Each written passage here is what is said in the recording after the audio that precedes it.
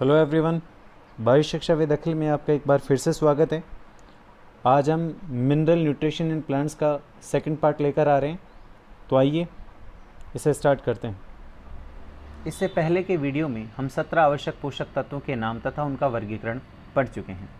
कौन से थे वो 17 आवश्यक पोषक तत्व? CHO आपको याद होगा, इसके बाद N, P, K, Ca, Mg और S। इसके बाद कौन थे? इसके बाद आए थे बोको, आपको याद होगा, बो, को, कल, मो, मन, जन, नी, फेरे। ये 8 थे। 1 2 3 4 5 6 7 8, 8 ये, 6 ये, 8 और 6 14 और 3 17। इस टाइप से 17 आवश्यक पोषक तत्वों के नाम और वर्गीकरण आपने देख लिए थे। ये खनिज तत्व हैं, ये खनिज में भी मैक्रो दीर्घ मात्रिक पोषक तत्व हैं और ये सूक्ष्म मात्रिक पोषक तत्व हैं, ये आपने पढ़ रखे हैं। इन तत्वों को हम एक चार्ट के थ्रू पढ़ सकते हैं, जैसा कि आपको स्क्रीन पे दिखाई दे रहा है। हम ये देखेंगे कि तत्व का नाम क्या है, तत्व किस रूप में आता है, मतलब पौधे उसे कहाँ से लेते हैं, पौधे उसे किस रूप में लेते हैं, पौधों में उसका काम क्या है, पौधों में वो ना हो तो क्या हो जाएगा। ठीक है, तो देखें इसमें 17 आवश्यक पोषक तत्व हैं, उसमें डायरेक्ट हम नाइट्रोजन से स्टार्ट कर रहे हैं। आप सोचेंगे चार्ट के according CHO carbon hydrogen oxygen आना चाहिए, लास्ट में मैं एक डायरेक्ट लिखा दूंगा कि कार्बन हाइड्रोजन और ऑक्सीजन किस रूप में काम में आते हैं, क्योंकि वो नॉन मिनरल है। बात समझ में आ गई आपके? आगे देखते हैं हम कि नाइट्रोजन है, तो नाइट्रोजन सब किस सोर्स से पौधे लेते हैं, तो वायुमंडल से लेते हैं और मृदा से लेते हैं। किस रूप में लेते हैं? नाइट्रेट के रूप में सबसे ज़्यादा लेते हैं, NO3 के रूप में, NO2 नाइट्राइट के रूप में सबसे कम लेते हैं, और NH4 अमोनियम के रूप में अपवाद स्वरूप लेते हैं। क्यों लेते हैं, कब लेते हैं, इसकी पूरी प्रक्रिया हमारे कोर्स में, क्योंकि हमारे कोर्स में नाइट्रोजन साइकिल से एक चैप्टर है, वो पूरा चैप्टर जब हम देखेंगे तो ये NO3, NO2 और NH4 का पूरा कंप्लीट फंडा आपके समझ में आ जाएगा। इसका रोल क्या होता है नाइट्रोजन का? पौधों के वृद्धिशील विभजोतक कलिकाओं, सभी जीवित कोशिकाओं, amino acid, protein, nucleic acid, chlorophyll, vitamin, हार्मोनों का प्रमुख संगठक कौन होता है? नाइट्रोजन। और यूरिया में तो प्रमुख घटक होता है नाइट्रोजन। तो इस तरह से पौधों में नाइट्रोजन का क्या काम होता है ये आप देख चुके हैं। अगर नाइट्रोजन ना मिले पौधों को तो क्या हो जाएगा? पौधों में हरिमाहीनता आ जाएगी। हरिमाहीनता का मतलब क्लोरोसिस, क्लोरोसिस का मतलब क्लोरोफिल का नष्ट होना। क्यों? क्योंकि देखिए हम पहले भी पढ़ चुके हैं, पहले कहाँ पढ़ चुके हैं, पहले मैंने आपको वर्बली बताया है कि नाइट्रोजन किसका पार्ट होता है, किसका घटक होता है, कंपोनेंट होता है, क्लोरोफिल का कंपोनेंट होता है, मैग्नीशियम भी होता है, हम ये भी पढ़ चुके हैं। जब हम इसकी स्ट्रक्चर देखेंगे किसमें, फोटोसिंथेसिस में, तब आपको ये और चीज़ क्लियर हो जाएगी। तो आप खुद सोचें, जब नाइट्रोजन ही नहीं मिलेगा तो क्लोरोफिल कैसे बनेगा, क्योंकि क्लोरोफिल का घटक कौन है? नाइट्रोजन। तो नाइट्रोजन की अनुपस्थिति में क्लोरोफिल का निर्माण नहीं होगा, तो क्लोरोफिल नष्ट हो जाएगा। पर्णहरित के विघटन से गुलाबी रंग का एंथोसाइनिन वर्णक दिखाई देने लगता है, पार्श्व कलिकाओं की प्रस्तुति बढ़ जाती है और संपूर्ण पादप की वृद्धि में कमी आती है और पौधा बौना हो जाता है। इसी टाइप से हम सारे एलिमेंट देखेंगे। और दूसरी चीज़ मैं आपको पहले भी बता चुका हूँ, इससे प्रीवियस वीडियो में मैंने आपको बोला था कि देखें इस तरह से याद कर पाना मुश्किल है, थोड़ा मुश्किल इसलिए है क्योंकि आप इसे रटेंगे।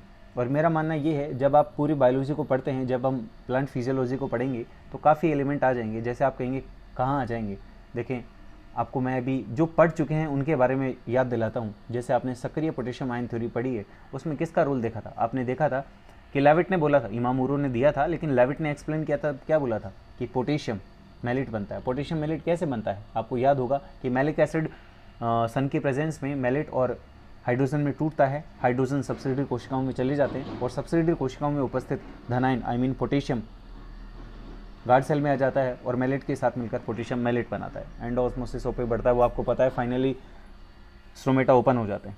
यानी कि आपने देखा, आप क्या बोलेंगे, इनसे कंक्लूजन नहीं निकलता है कि पोटेशियम आयन के कारण स्ट्रोमेटा खुलते एवं बंद होते हैं या पोटेशियम आयन स्ट्रोमेटल मूवमेंट पर प्रभाव डालते हैं। तो कार्य हो गया, और नहीं होंगे तो स्ट्रोमेटल मूवमेंट पर नकारात्मक प्रभाव पड़ेगा। बात आपके समझ में आ गई होगी। तो इस तरह से जब हम पूरी बायोलॉजी को पढ़ते हैं तो ये एलिमेंट हर जगह आ जाते हैं और किसी न किसी रूप में इनको देखना या पढ़ना हमें पड़ता है।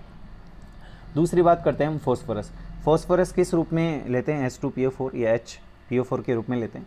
फॉस्फोरस कहाँ काम में आता है? RNA में, DNA में, फॉस्फोलिपिड्स में, NADP में, ATP में आदि का मुख्य घटक है। अब आप कहेंगे RNA DNA, देखें आपने ये मॉलिक्यूलर बायोलॉजी में मैंने पढ़ा भी रखा है कि न्यूक्लिक एसिड के कंपोनेंट्स कौन होते हैं? फॉस्फोरिक एसिड होता है, नाइट्रोजन बेस होता है और पेंटोस शुगर होती है। तो फॉस्फोरिक एसिड में फास्फोरस आ गई, तो क्लियर है कि ये न्यूक्लिक एसिड का कंपोनेंट है, घटक है। क्लियर है? NADP NAD ये क्या है? ये एंजाइम वाला चैप्टर जब हम पढ़ेंगे तो मैं एंजाइम की जब स्ट्रक्चर पढ़ाऊंगा आपको कि होलो एंजाइम क्या होता है, holo enzyme prosthetic group plus apo enzyme होता है जिसे होलो एंजाइम कहते हैं। उसमें प्रोस्थेटिक ग्रुप को आगे हम पढ़ेंगे तो ये NAD NADP ATP FAD ADP AMP सबकी फुल फॉर्म हम देख लेंगे। ठीक है, अगर पौधे में फास्फोरस ना हो तो क्या होगा? पौधा बोना हो जाएगा। गहरे हरे रंग के पत्ती में एंथोसाइनिन वर्णक का निर्माण होगा। पत्तियों और फलों में उतक्षय, उतक्षय का मतलब है नेक्रोसिस, पत्तियां विकृत हो जाएंगी, कैम्बियम की सक्रियता कम हो जाएगी। पोटेशियम की देखें, पोटेशियम की अभी रिसेंटली बात ही की थी हमने। पोटेशियम कहाँ से मिलता है? मृदा से मिलता है। किस रूप में मिलता है? पोटेशियम आयन के रूप में मिलता है। देखें, पोटेशियम 4 जैविक रासायनिक क्रियाओं में ऋणायन उदासीनीकरण, कलाभिगमन, एंजाइम सक्रियण और परासरण विभव में रोल प्ले करता है। रंध्रीय गति में रोल प्ले करता है, बिल्कुल। वाष्पोत्सर्जन में, वाष्पोत्सर्जन में कैसे करता है? रंध्रीय गति वाष्पोत्सर्जन से सीधी सीधी संबंधित है। प्रकाश संश्लेषण में काम आता है। बीजों की फलों की सामान्य वृद्धि में पोटेशियम कोशिका द्रव्य का प्रमुख घटक है। विभिजोतक में अधिक मात्रा में पोटेशियम पाया जाता है, आप इस चीज़ को याद रख सकते हैं। अगर पोटेशियम ना हो तो क्या होगा? पत्तियां कुरबरित मीन्स मोटल्ड हो जाएंगी तथा हरिमाहीनता युक्त। देखिए, हरिमाहीनता का मतलब आपको मैं पहले उसमें ऊपर भी बता चुका हूँ। हरिमाहीनता का मतलब है क्लोरोसिस मीन्स क्लोरोफिल का नष्ट होना। तो ये क्लोरोफिल हुआ, नेक्रोसिस हुआ, ये कहीं पर भी है, आपको देखते याद आ जाना चाहिए इसका मतलब क्या है। पौधा शुपाब यानी कि झाड़ीनुमा हो जाएगा, तनी की वृद्धि रुक जाएगी। नेक्स्ट फोर्थ देखते हैं। फोर्थ में आता है कैल्शियम। कैल्शियम को देखते हैं क्या है। कैल्शियम को अगर हम देखें तो कैल्शियम मृदा में मिलता है, एपेटाइट कैल्साइट। देखें ये रहा कैल्शियम। कैल्शियम मृदा में मिलता है, एपेटाइट कैल्साइट डोलोमाइट आइस के रूप में। किस रूप में अवशोषित करते हैं पौधे? कैल्शियम आयन के रूप में। क्या है ये? मध्य पट्टिका का प्रमुख घटक है। ये आपने 11th क्लास में पढ़ रखा है साइटोलॉजी में। जब हम मध्य पट्टिका पढ़ते हैं तो मैंने मध्य पट्टिका के कंपोजिशन में आपको लिखवा रखा है कि मध्य पट्टिका यानी कि मिडिल लैमेला कैल्शियम तथा मैग्नीशियम पैक्टेट की बनी होती है। तो आप खुद समझ जाएं, मैंने आपको बार बार ये बोला है कि जब आप बायोलॉजी को पढ़ते हैं तो आपको इंडिविजुअली रटने की नीड ही नहीं पड़ेगी। जब हम, और ये ऑटोमेटिक रिकॉल होती हैं, हमें याद नहीं करना, हमें रटना नहीं है। आपसे कोई पूछे कि कैल्शियम के क्या कार्य हैं, तो कैल्शियम जहाँ जहाँ पर भी आपने पढ़ रखा है बायोलॉजी में, स्पेशली रिलेटेड टू प्लांट्स, क्योंकि we are talking about only plant nutrition, तो आपको देखते याद आ जाना चाहिए कि यार मध्य पट्टिका में आता है। यांत्रिक सहारा कोशिका विभाजन में काम में आता है। जैव झिल्लियों की पारगम्यता सुचारू रूप से रहती है। ये हैं न्यूक्लिक एसिड को प्रोटीन से जोड़ने वाला, कार्बोहाइड्रेट व अमीनो एसिड के परिवहन में भूमिका निभाता है। अगर ये नहीं होगा, कैल्शियम नहीं होगा, तो पौधे पर क्या होगा? कोशिका भित्ति में लचीलापन समाप्त हो जाएगा, पत्तियां विकृत हो जाएंगी, शीर्ष नीचे की ओर झुक जाएंगे जिसे अंकुशित शीर्ष कहते हैं। पत्तियों में क्या आ जाएगी? हरिमहीनता आ जाएगी। नेक्स्ट लेते हैं फिफ्थ, मैग्नीशियम आता है। मैग्नीशियम को अगर देखें तो मृदा में मिलता है, डोलोमाइट MgCO3 के रूप में। पौधे किस रूप में काम में लेते हैं? मैग्नीशियम आयन के रूप में काम में लेते हैं। मैग्नीशियम आयन क्लोरोफिल का प्रमुख घटक है, ये मैं पहले ही बता चुका हूँ। राइबोसोम उप इकाइयों को जोड़ता है। अब आप बोलेंगे राइबोसोम, ये भी मैंने आपको साइटोलॉजी में पढ़ा रखा है। राइबोसोम जब मैंने आपको पढ़ाया था, मैंने बोला था जब मैग्नीशियम की सांद्रता 0.01 से कम होती है तो राइबोसोम की दोनों उप इकाइयाँ पृथक हो जाती हैं। जैसे अधिक होती है दोनों आपस में जुड़ जाती हैं, और अत्यधिक होती है तो डाइमर द्विलक बनाती हैं। आपको याद होगा, मैंने डायग्राम सहित आपको समझा रखा है। और जो लोग वीडियो देख रहे हैं वो बोलेंगे भाई हमने कहाँ समझ रखा है। जो पुराने स्टूडेंट हैं उन्होंने साइटोलॉजी पढ़ रखी है मेरे से, उनको पता है कि किस टाइप से काम करता है। लेकिन जैसे हम साइटोलॉजी के वीडियो अपलोड करेंगे तो मैं ये चीज़ आपको वहाँ पर भी रिकॉल करवाऊँगा कि हमने प्लांट न्यूट्रिशन में ये बात लिखी है। ओके, इसके बाद चलते हैं एंजाइम सक्रियक है। एंजाइम वाले चैप्टर में बात आ जाएगी। संभवतः बीजों में तेल निर्माण में उपयोगी होता है। पत्तियों में हरिमाहीनता को रोकता है। अगर ये नहीं होगा तो क्या होगा? पत्तियों में अंतरशीरीय हरिमाहीनता आ जाएगी। एंथोसाइनिन के कारण पत्तियों पर लाल, पीले, नारंगी रंग के धब्बे दिखाई पड़ेंगे। नेक्स्ट सल्फर की बात करते हैं। सल्फर मृदा में मिलता है। किस रूप में मिलता है? सल्फेट के रूप में मिलता है। किस रूप में मिलता है? सल्फेट के रूप में मिलता है। और काम क्या करता है? अमीनो अम्लों का भाग है, जैसे सिस्टीन है, सिस्टाइन है, मैथ्योनिन है। विटामिन बी जिसमें भी बायोटीन और थाइमिन तथा कोएंजाइम में पाया जाता है कौन? सल्फर। लेग्यूम पादपों में जड़ ग्रंथियों के निर्माण में, रूट नोड्यूल में काम में आता है। ब्रैसिक एसिड कुल में तीखी गंध सल्फर युक्त वाष्पशील पदार्थ के कारण होती है। मैं आपको यहाँ बताना चाहूँगा कि ये एग्जाम में कई बार MCQ में कई एग्जाम में पूछा जा चुका है कि ब्रैसिक एसिड कुल में तीखी गंध किसके कारण होती है, तो वो उसका नाम होता है एलिल आइसोथायोसाइनेट। क्या नाम होता है उसका? Allyl isothiocyanate. Thiocyanate. Economic botany में ये टॉपिक आ भी जाएगा, तब भी वहाँ पढ़ लेंगे। इसीलिए मैं आपको एक चीज़ हमेशा बताता हूँ कि बायोलॉजी में अगर आप लिंक बनाकर पढ़ेंगे तो काफ़ी आसान हो जाएगी और आपको बहुत सारी चीज़ें ऑटोमेटिक याद हो जाएंगी, आपको रटना नहीं पड़ेगा। पत्तियों में हरिमाहीनता आ जाएगी इसकी कमी से, अमीनो एसिड की कमी हो जाएगी। मोटे भित्ते युक्त ऊतक जैसे स्क्लेरन कायमा है, कोलन कायमा है आदि में वृद्धि होगी और पादप कैसा रह जाएगा, पादप बोना हो जाएगा। नेक्स्ट देखते हैं, नेक्स्ट देखें तो आता है बोरोन। कौन आता है, बोरोन। मृदा में मिलेगा, बोरेट और टेट्राबोरेट के रूप में पौधे से अवशोषित करेंगे। क्या काम करता है, कैल्शियम के उद्ग्रहण व उपयोग के लिए आवश्यक होता है। पौधों में कार्बोहाइड्रेट की स्थानांतरण, कोशिका झिल्ली की कार्यशीलता और पराग कणों के अंकुरण व कोशिका विभाजन में महत्वपूर्ण भूमिका निभाता है। देखें, जैसे काम की बात आती है मैं स्टार लगा देता हूँ, उसका मतलब क्या है, मैंने जब आपको जर्मिनेशन ऑफ पोलन ग्रेन पढ़ाया है, मैं फिर वही बात करूँगा जब मैंने क्लास में पढ़ाया, क्योंकि इसके वीडियो मैंने अपलोड नहीं किए हैं। जब वीडियो अपलोड करूँगा तब आप ये चीज़ स्वतः ही आप समझ जाएंगे और देख भी लेंगे। तब मैंने बोला है कि कैल्शियम और बोरोन दो ऐसे एलिमेंट होते हैं जो पोलन ग्रेन के अंकुरण को इनिशिएट करते हैं, प्रेरित करते हैं, उसके जर्मिनेशन में हेल्पफुल होते हैं। गहरे रंग की मोटी पत्तियाँ मुख्य लक्षण है। पुष्प की संख्या में कमी आ जाएगी, पुष्प बंध्या होंगे, स्टेराइल होंगे, संग्रहकारी तथा मांसल ऊतकों का क्या हो जाएगा, विघटन हो जाएगा। आगे ये बात समझ में, आगे चलते हैं। आगे आएगा मैग्नीज। मैग्नीज को देखते हैं। मैग्नीज को अगर हम देखें तो कहाँ मिलेगा, मृदा में मिलेगा, MnO2 के रूप में मिलेगा। मैग्नीज में देखें कि किस रूप में पौधे इसे अवशोषित करेंगे, तो मैग्नीज आयन के रूप में पौधे इसे क्या करेंगे, अवशोषित कर लेंगे। नेक्स्ट, कार्य क्या होता है इसका, Mn विभिन्न एंजाइमों का सहकारक जैसे नाइट्रेट रिडक्टेज, डिकार्बोक्सिलेज, डिहाइड्रोजिनेज, जल का प्रकाशिक अपघटन व O2 का निष्कासन। जब हम अचक्रीय फास्फोरिलीकरण पढ़ेंगे प्रकाश संश्लेषण के चैप्टर में, तब आप अचक्रीय फास्फोरिलीकरण में देखेंगे कि मैग्नीज और क्लोरीन दोनों जल के प्रकाशिक अपघटन में यानी कि फोटोलाइसिस ऑफ वाटर में पार्टिसिपेट करते हैं और O2 के विमुक्तिकरण में सहायक होते हैं। तो आप खुद सोच लीजिए कि क्या काम करता है। मैं आपको बार बार बता रहा हूँ, सारे काम एक जगह एक साथ लिख पाना मुश्किल है। ये तो सिर्फ एक चैप्टर की डिमांड थी कि कुछ कार्य यहाँ लिखे जाएं और कुछ कमी के लक्षण हैं वो लिखे जाएं। अदरवाइज़ अब आप, मैं बोल रहा हूँ, जैसे जैसे कोर्स पढ़ते जाएंगे ये चीज़ आप में खुद ब खुद डेवलप होती जाएंगी। बट इसके लिए शर्त ये है कि आपको अपने माइंड को थोड़ा एक्टिव रखना पड़ेगा, ताकि वो जैसे ही एलिमेंट आए तो पूरी बायोलॉजी में कनेक्शन एक ही क्लिक में स्थापित कर ले। नेक्स्ट, डेफिशिएंसी की देखते हैं। हरिमाहीनता आ जाएगी, जड़ का सीमित विकास होगा। जई में ग्रे स्पिक रोग और मटर का मार्श स्पॉट रोग ये होता है। देखें, मैं आपको ये बता दूं कि बुक में जो हमारे कुछ स्पेशल रोग दे रखे हैं वो मैंने इसमें मेंशन कर रखे हैं और उन पे स्टार भी लगाता रहूँगा।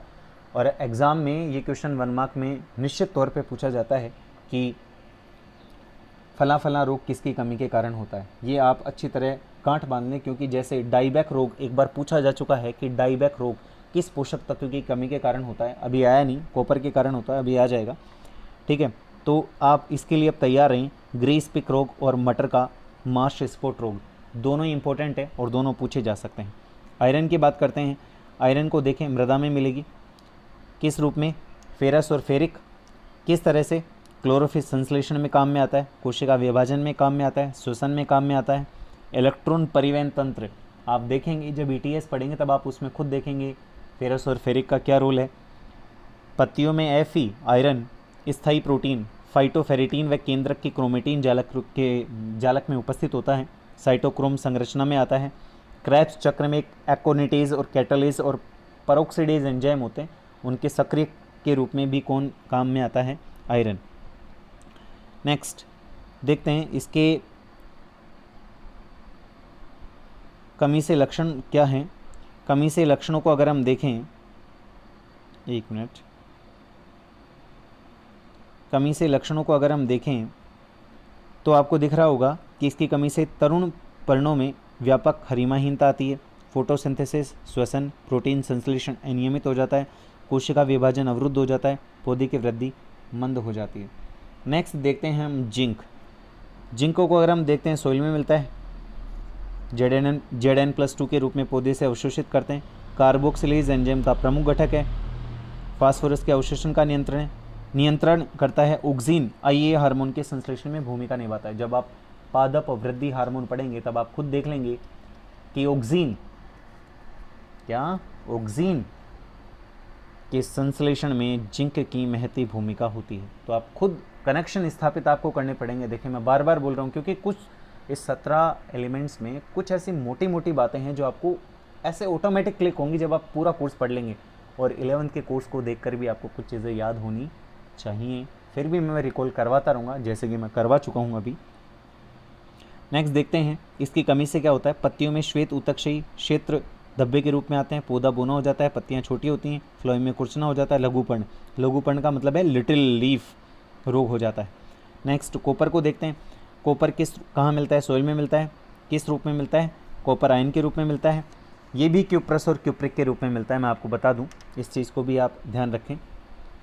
नेक्स्ट ये काम क्या करता है? रेडॉक्स अभिक्रियाओं में Cu+ से Cu+2 क्यूप्रस से क्यूप्रिक में उत्क्रमणीय रूप में ऑक्सीकृत हो जाता है ये। और ये प्लास्टोसाइनिन व साइटोक्रोम ऑक्सीडेज का मुख्य घटक है। विटामिन सी के निर्माण में भाग लेता है कॉपर।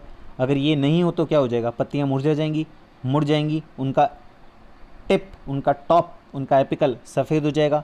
और नींबू में डाईबैक रोग, मैंने अभी बोला था, सिट्रस में डाईबैक रोग, शीर्षारंभी रोग कॉपर की कमी से होता है। और ये रिसेंटली किसी एग्ज़ाम में पूछा गया है which is related to biology. आगे बात समझ में। नेक्स्ट देखते हैं मोलिब्डेनम आता है।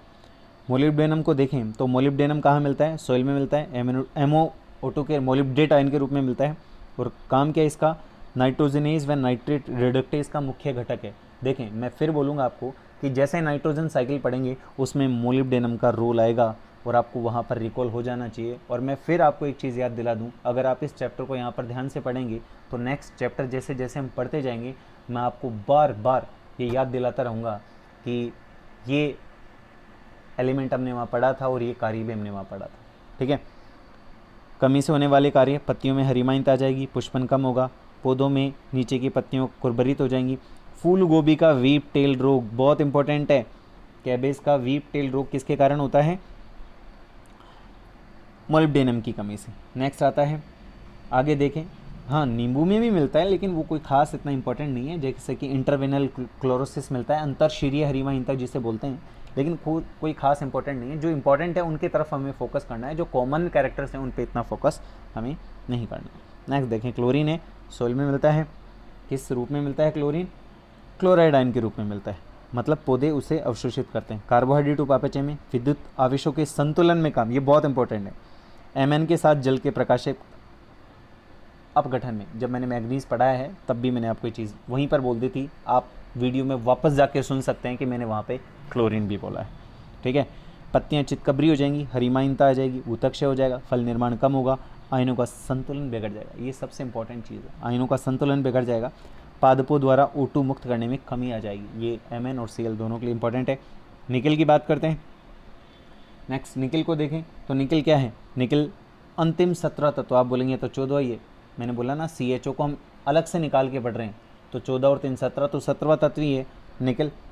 निकल डाल्टन के द्वारा खोजा गया था, 17वां अंतिम आवश्यक पोषक तत्व है। मृदा में मिलता है, किस रूप में मिलता है? Na+2 के रूप में मिलता है।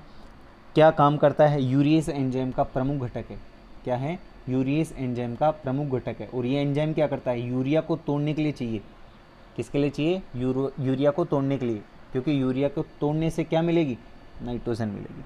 तो आप ध्यान रखें कि निकल यूरिएज का प्रमुख घटक है और पादपों में धीमी गति से नाइट्रोजन गतिशीलता होगी अगर ये तत्व नहीं होगा तो। हालांकि ऐसा कोई खास प्रभाव निकल के बारे में अभी तक ज्ञात नहीं है, ये एक सब्सिडरी डेफिशिएंसी सिम्टम है। ओके, इसके बाद में हम बात करते हैं लास्ट 3 तत्वों की जो हमने बोले हैं। CHO हैं, हाइड्रोजन, कार्बन और ऑक्सीजन। ये अनिवार्य तत्व श्रेणी में आते हैं, लेकिन इन्हें खनिज नहीं कहा जाता, खनिज तत्व, क्योंकि ये नॉन मिनरल है। आपको ये भी पता होगा कार्बन, हाइड्रोजन और ऑक्सीजन की पूर्ति जो है या प्राप्ति है वो पौधे CO2, जल और O2 के रूप में कर लेते हैं। यहाँ पर नेक्स्ट बात आती है संचरणशील तत्व, बहुत इंपॉर्टेंट है, इसलिए मैंने पहले ही स्टार लगा दिया। Mobile element, immobile element 1 number के लिए MCQ के लिए बहुत ज़्यादा इंपॉर्टेंट है। पूछा जा सकता है निम्न में से असंचरणशील या संचरणशील तत्व है या नहीं है, किसी भी टाइप से क्वेश्चन पूछा जा सकता है।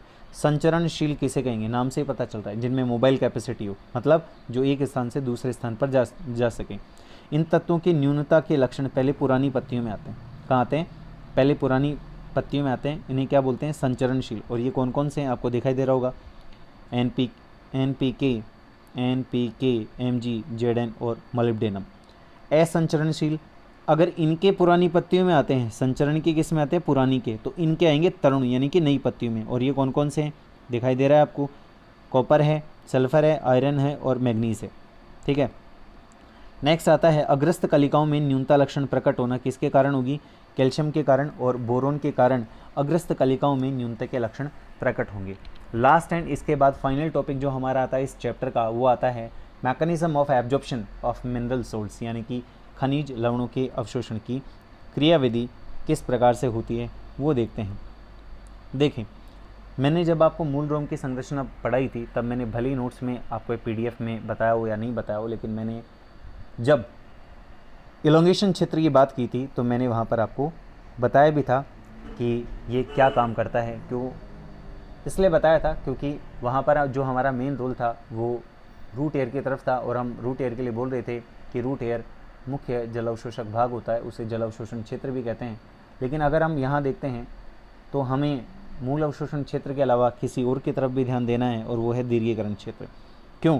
क्योंकि खनिज लवणों का अवशोषण मृदा से आयनों के रूप में जड़ के विभुजतक क्षेत्र तथा दीर्घीकरण क्षेत्र से होता है, और मैंने आपको वहाँ पर इसे विलय का अवशोषण होता है ऐसा वहाँ पर बोलकर बताया था। खनिज लवणों का अवशोषण प्राय उपापचयी ऊर्जा के उपयोग से होता है, और ये एक सक्रिय प्रक्रिया है। और इसके अवशोषण की दो प्रक्रियाएं हम पढ़ेंगे यहाँ पर, निष्क्रिय और सक्रिय। ये निष्क्रिय और सक्रिय जब भी आती हैं मैं आपको फर्स्ट लाइन एक ही बोलता हूँ कि निष्क्रिय का मतलब है जिसमें ऊर्जा की आवश्यकता नहीं होती, पैसिव एब्जॉर्प्शन जिसे बोलेंगे, और सक्रिय जिसमें ऊर्जा की आवश्यकता होती है। ऐसा ही हमने निष्क्रिय और सक्रिय अवशोषण में भी पढ़ा है। लेकिन आप पक्की बात याद रखें, निष्क्रिय जहाँ पर भी आएगा कोई ऊर्जा की आवश्यकता नहीं है, सक्रिय जहाँ पर भी आएगा ऊर्जा की आवश्यकता होती है। देखें, सबसे पहले निष्क्रिय पढ़ते हैं।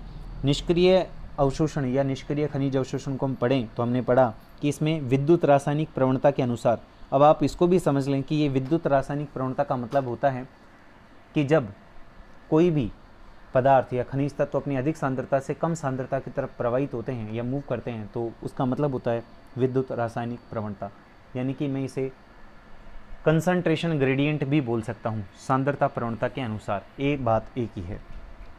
इस विधि को समझाने के लिए, इस मेथड को समझाने के लिए कई मत दिए गए। इसमें पहला है संहति मास परिकल्पना या मास फ्लो हाइपोथेसिस। हमें इनके बारे में इतना कोई खास नहीं पढ़ना है, हमारे पास केवल एक आएगी जो सक्रिय अवशोषण में पढ़ेंगे हम, कैरियर कंसेप्ट थ्योरी। वो हमारे लिए इम्पॉर्टेंट है और उसी पे हमें फोकस करना है। ओके, बस इनको एक सरसरी दृष्टि से देख लेते हैं और इजी भी आपको देखते ही समझ में आ जाएंगी। देखें, इस सिद्धांत में क्या बताया गया? इस सिद्धांत में ये बताया गया इस सिद्धांत में ये बताया गया कि जो खनिज लवणों का जो अवशोषण होता है वो वाष्पोत्सर्जन खिंचाव के प्रभाव के कारण जल के मात्रात्मक प्रवाह के साथ जड़ द्वारा आयनों को भी ग्रहण कर लिया जाता है। ये बात हमने वाष्पोत्सर्जन में भी पढ़ी। मतलब वाष्पोत्सर्जन यानी कि ट्रांसपिरेशन पूल थ्योरी, डिक्सन जोली कंसेप्ट आपको याद होगा, जिसे हमने कोहेसिव एडेसिव थ्योरी भी कहा है। आसंजक संसर्जक बल सिद्धांत जिसे कहा है आपको याद होगा। उसमें वाष्पोत्सर्जन में जल का रसारोहण की क्रिया किस प्रकार से होती है? वाष्पोत्सर्जन के कारण होती है। करणात्मक तनाव बनता है, इसमें संसर्जक बल और आसंजक बल का महत्वपूर्ण रोल होता है। तो जब जल का अवशोषण होता है उसी दौरान या उसी तरह से खनिजों का भी अवशोषण हो जाता है। ऐसा किसका मानना था? मास फ्लो थ्योरी का मानना था। आयन विनिमय सिद्धांत क्या कहता है?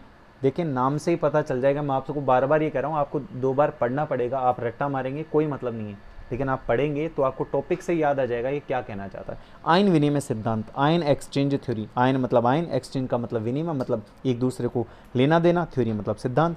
यानी कि अगर हम देखें तो क्या होता है, एक तो जड़ की सतह होती है और एक घोल होता है। मैंने यानी कि मृदा विलयन की बात कर रहा हूँ।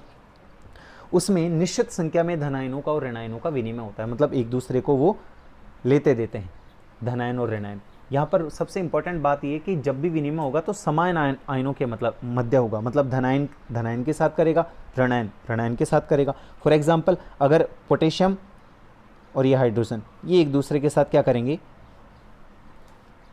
विनिमय करेंगे। इसी प्रकार से क्लोरीन और ये एक दूसरे से क्या करेंगे, विनिमय करेंगे। ये चीज़ आपको याद होनी चाहिए कि नेगेटिव नेगेटिव के साथ और पॉजिटिव पॉजिटिव के साथ एक्सचेंज करेगा। ऐसा किसका मानना था, आयन विनिमय सिद्धांत का मानना था। तीसरा जो हम देखते हैं डोनेन इक्विलिब्रियम थ्योरी है, जिसे डोनेन साम्यावस्था सिद्धांत भी कहते हैं। डोनेन ने दिया था। इसके अनुसार कोशिका कला एक और कुछ अविसरणीय आयन्स होते हैं, इन्हें स्थिर आयन्स कहते हैं। यानी कि मैं कहूँ कि ये अगर एक कोशिका कला है तो एक कुछ आयन्स यहाँ हैं, जैसे मान लीजिए ए आयन से, ये आयन कभी भी विसरण नहीं करते, एक ही जगह रहते, इसलिए इनको बोला जाता है फिक्स्ड आयन, स्थिर आयन।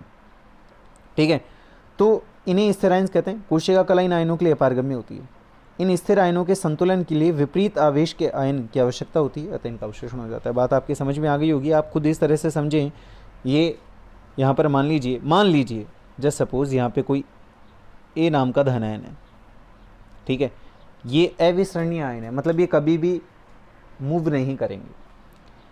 जब ये मूव नहीं करेंगे तो इनको स्थिर आयन कहेंगे। और कोशिका कला इन आयनों के लिए अपारगम्य, ऐसी हम बात कर ही चुके हैं। तो जब इनकी सांद्रता ज़्यादा हो जाएगी तो इन आयनों कोई संतुलन के लिए विपरीत आवेश, यहाँ मतलब यहाँ पर बी ऋणात्मक है, वो अंदर जाएगा। इस प्रकार से ऋणायनों का क्या हो जाएगा, अवशोषण हो जाएगा। ठीक है, ये तो निष्क्रिय अवशोषण सिद्धांत की बात की हमने। अब सक्रिय अवशोषण की बात करते हैं। देखें, सक्रिय में पहली बात आई गई कि उपापचय ऊर्जा के सहयोग से होगा। वैद्युत रासायनिक विभव के विरुद्ध, मतलब आप समझ गए होंगे, कंसंट्रेशन ग्रेडियंट के खिलाफ, यानी कि इसका पालन नहीं करता। मैंने पहले ही बोल दिया था एटीपी की आवश्यकता होगी, एटीपी की आवश्यकता है। साथ ही मैंने आपको बता दिया था कि केवल मात्र एक ऐसा सिद्धांत है जिसे हम डिटेल में पढ़ेंगे, उसका नाम है वाहक संकल्पना सिद्धांत या कैरियर कंसेप्ट थ्योरी। किसने दी थी, वॉन डेन हॉनट ने दी थी। देख लेते हैं हम, ये देखिए किसने दी थी, ये वॉन डेन हॉनट ने दी थी। किसने दी थी, वॉन डेन हॉनट ने दी थी।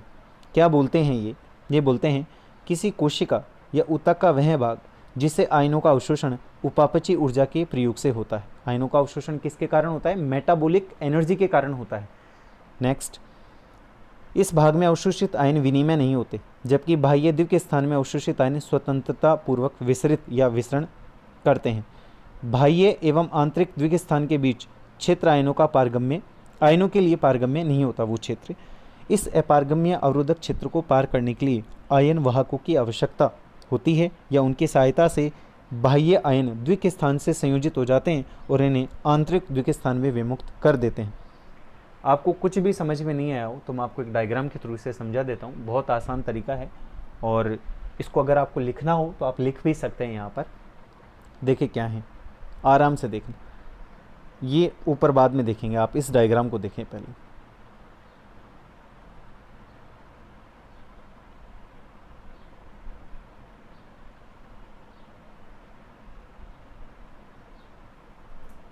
वेट, 1 मिनट वेट करें, थोड़ा ऊपर ले लूँ मैं इसको। ओके, ये जा नहीं रहा, देखते हैं, कंटिन्यूटी में करते हैं। यहीं पे मैं बता दूंगा क्या है। आप ये मान के चलिए कि ये एक सेल है। कौन है ये सेल, आप जो लाइन लिख रहा हूँ बना रहा हूँ उस पर गौर करें। ये एक सेल है, ये पूरी एक सेल है। कहाँ पर, यहाँ पर नहीं, ऐसे सेल है। फिर आप बोलेंगे सर ये क्या है, फिर ये पूरा एरिया सेल मेम्ब्रेन का है। ये किसका है, सेल मेम्ब्रेन का एरिया। बात समझ में आ गई, क्लियर है। अब ऊपर आप बोल रहे थे आंतरिक द्विक स्थान, बाह्य द्विक स्थान, यानी कि मैं सिंपल लैंग्वेज में बोलूँ, द्विक स्थान, आंतरिक द्विक स्थान का मतलब होता है इनर स्पेस, और बाह्य द्विक स्थान का मतलब होता है आउटर स्पेस। ओके, अब आप खुद देखें, ये बाहर की तरफ यहाँ पर धनायन भी मिलेंगे और ऋणायन भी मिलेंगे, कि जैसे हमने बताया है कि ये धनायन है और ये ऋणायन है। तो धनायन में इतनी क्षमता नहीं होती कि वो अंदर चला जाए, ठीक है। क्यों, यहाँ पर जो भी अगर अवशोषित हो जाएंगे आयन, वो कभी भी अंदर विनिमय नहीं कर सकते, मतलब एक्सचेंज नहीं कर सकते या आगे विसरित नहीं हो सकते। क्यों नहीं हो सकते?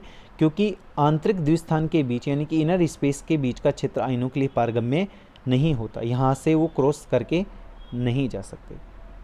तो क्या किया जाता है इनके अवशोषण की प्रक्रिया के लिए कि इनके अंदर कुछ वाहक पाए जाते हैं जिन्हें कैरियर बोलते हैं।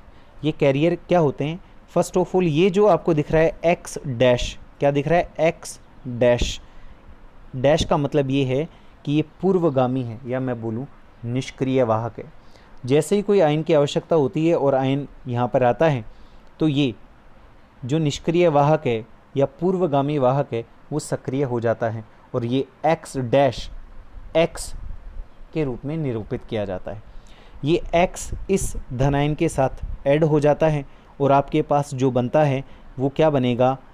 एक्स के प्लस, जिसे मैं बोल दूंगा कैरियर आयन कॉम्प्लेक्स। क्या बोलूँगा? वाहक आयन पुंज या वाहक आयन सम्मिश्र। ये रहा वाहक आयन सम्मिश्र, ठीक है।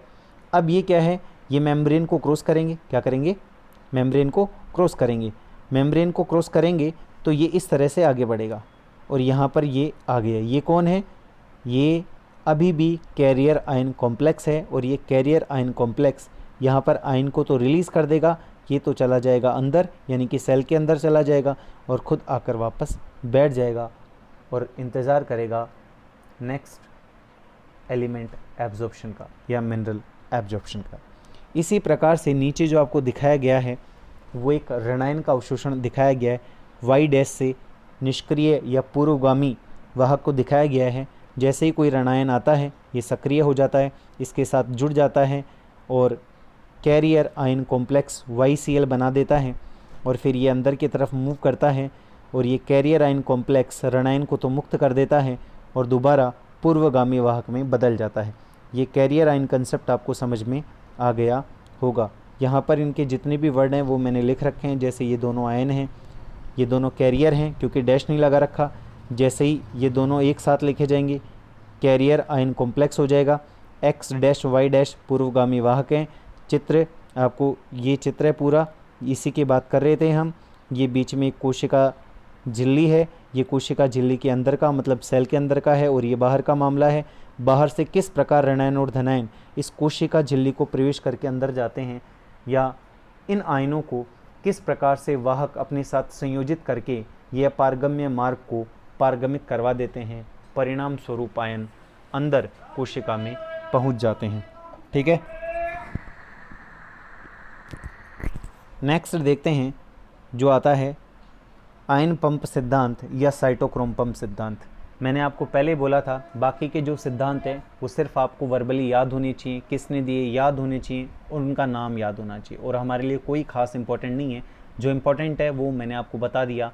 Career ion theory, carrier concept theory जो किसने दी थी? वॉन डेन हॉनेट ने दी थी 1937 में। ये आपको ये याद रखना है।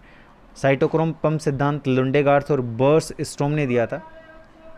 इन्होंने क्या बोला कि पौधों में श्वसन दर उनके ऋणायनों के अवशोषण में सीधा संबंध होता है, मतलब रेस्पिरेशन में और एब्जॉर्प्शन ऑफ मिनरल दोनों प्रक्रियाओं में सीधा सीधा संबंध होता है और इनके अनुसार ऋणायन और धनायन के अवशोषण की प्रक्रियाएं भिन्न होती हैं। देखें, इसके बाद में जो नेक्स्ट आता है वो आता है इलेक्ट्रोकेमिकल ग्रेडियंट हाइपोथेसिस। वैद्युत रासायनिक प्रवणता की संकल्पना किसने दी थी? पीटर माइकेल ने दी थी 1968 में। ये क्या बोलते हैं? ये बोलते हैं इस संकल्पना के अनुसार ऋणायनों का स्थानांतरण अवरोधक झिल्ली की बाहरी सतह व भीतरी सतह पर उत्पन्न वैद्युत रासायनिक प्रवणता के कारण होता है। मतलब पूरे कंसेप्ट में केवल आपको ये बात याद रखनी है, जब आयनों का स्थानांतरण या आयनों का मूवमेंट वैद्युत रासायनिक प्रवणता के कारण होता है तो उसे वैद्युत रासायनिक प्रवणता संकल्पना कहते हैं। किसे दिया था? पीटर माइकेल ने दिया था, 1968 में दिया था। दूसरी बात आपको याद रखनी है कि इसमें एटीपेज नामक एंजाइम की भूमिका होती है। क्यों? आप ये अच्छी तरह दिमाग में फिट कर लें, 1 मार्क में आ जाए तो भी आपको याद रखना है। पूछ लिया जाए क्या पीटर माइकेल के द्वारा खनिज अवशोषण का सिद्धांत किस घटना पर आधारित है, तो आप बोल देंगे वैद्युत रासायनिक प्रवणता पर आधारित है। उल्टा पूछ लिया जाए वैद्युत रासायनिक प्रवणता के आधार पर खनिजों का अवशोषण होता है, किसने बताया? पीटर माइकेल ने बताया। इस प्रक्रिया में कौन सा एंजाइम इंपॉर्टेंट है? एटीपेज एंजाइम इंपॉर्टेंट है। इसके अलावा और आपसे कोई बात नहीं पूछी जाएगी, आप इस चीज़ को अच्छी तरह कंफर्म कर लें।